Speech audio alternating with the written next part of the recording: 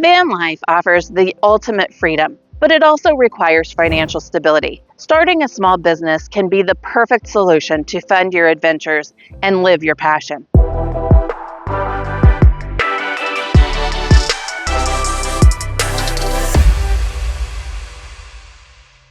Hi, I'm Katina from Gypsy Wander, your guide to living full-time on the road. So you're ready to take the plunge into van life, but you're wondering how to make it financially sustainable. The answer might lie in starting your own small business. Whether it's a side hustle or a full-time venture, entrepreneurship can provide the flexibility and income you need to live your van life dream. So who am I to educate you about starting a small business? Besides living full-time on the road, I have started and owned multiple businesses. And I have also worked in the tax industry for over 17 years. I'm an enrolled agent, the highest credential given by the IRS. Today, we'll dive into the essentials of self-employment, covering what it means to be self-employed, entity structures, tax filing requirements, business income and expenses, self-employment tax, record keeping and accounting, and quarterly tax payments. I will be addressing single owner or sole proprietorships, not partnerships or businesses with multiple owners. Also, this is for informational purposes only and is not intended to be tax or legal advice. I recommend that you consult with a qualified tax professional or attorney to address your specific circumstances. What it means to be self-employed. When you think of someone who is self-employed, you probably think of someone who works for themselves rather than for a company or an organization. A self-employed person can be called many different things: a business owner, a sole proprietor, a freelancer, an independent contractor, a gig worker, even someone with a side hustle. If you have a one-time or temporary gig, you may still be considered self-employed for tax purposes. Similarly, even if your business doesn't turn a profit, you may still have tax obligations. The IRS has specific guidelines for these situations, so it's important to understand the rules. Entity structures when you're self-employed. When you're self-employed, you automatically operate as a sole proprietorship by default, unless you choose a different tax structure.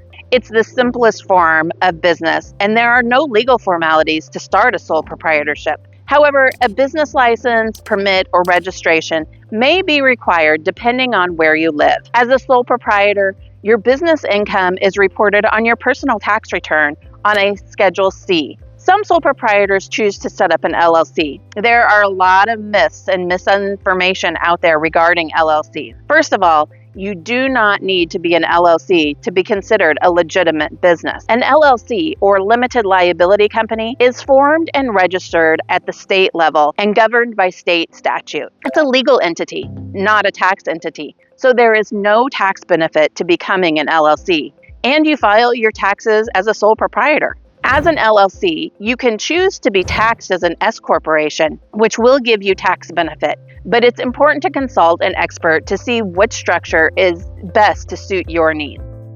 Tax filing requirements.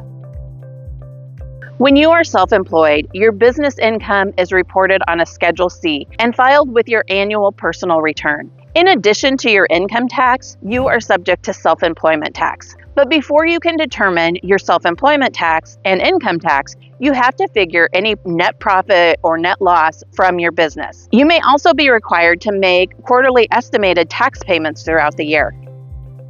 Calculating income and expenses for your business. Determining what counts as income and what expenses can be deducted can be confusing. Can I deduct clothing? What about the gas I put in my vehicle? Can I write off my phone and internet? What about my laptop? The IRS says we can deduct business expenses that are both ordinary and necessary. You want to ensure you would report all your business income, and you don't want to deduct expenses that might raise red flags with the IRS. Once you have determined your income and your total deductions, you can calculate if you have a net profit or loss. This is used to calculate your self-employment tax and income tax. Self-employment tax. When you are an employee, your employer is withholding taxes from your paycheck. They are withholding federal Social Security, Medicare, or sometimes called FICA taxes, and federal and state income tax. When you are self-employed, no one is withholding those taxes and paying them to the government. You pay self-employment tax on your net profit. But self-employment tax is only the federal Social Security and Medicare taxes. You will have income tax on top of that. Record keeping and accounting. Record keeping is really important for any business, especially first starting out. You didn't start a business to keep records though, so it's something not a lot of people do really well. If you set yourself up for success right away, it makes it so much easier. You want to set up a system that is organized and efficient, but it also has to be realistic for you to maintain. Quarterly tax payments. The United States income tax system is a pay-as-you-go tax system. This means you must pay income tax as you earn or receive income throughout the year. Quarterly tax payments are a way for you to pay into the tax system throughout the year to keep you up with your tax obligation. If you don't have a regular W-2 job where federal and state taxes are being withheld and submitted on your behalf by your employer, you are responsible for submitting all the payment. If you don't pay enough tax by the due date of each of those payment periods, you may be charged a penalty. Starting a business can be a lot to take in. While we've covered the basics today, there's so much more to explore, and that's why I've created a detailed webinar that covers these topics in depth and includes additional resources. Check out the details on my website at gypsywander.life. And if you have specific questions or need personalized guidance, don't hesitate to book a one-on-one mentoring session. Let's turn your dreams of van life into reality. Until next time, stay wild and free.